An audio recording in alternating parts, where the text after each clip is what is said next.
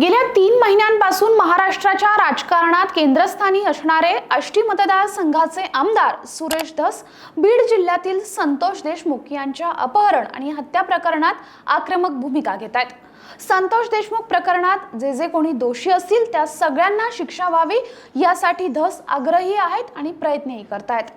धस हे मंत्री धनंजय मुंडे यांच्या हात धुवून मागे लागलेत।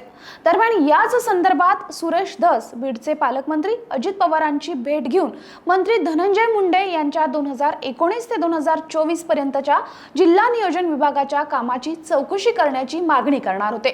त्यासाठी धस अजितदादांना भेटणार होते, मात्र अजित पवारांकडून भेटीसाठी वेळ मिळाली नसल्याची चर्चा आहे। दरम्यान आमदार सुरेश धस यांना भेटणं बीडचे पालकमंत्री अजित पवारांनी टाळलंय का अशी चर्चा त्या राजकीय वर्तुळात रंगताना दिसतेय।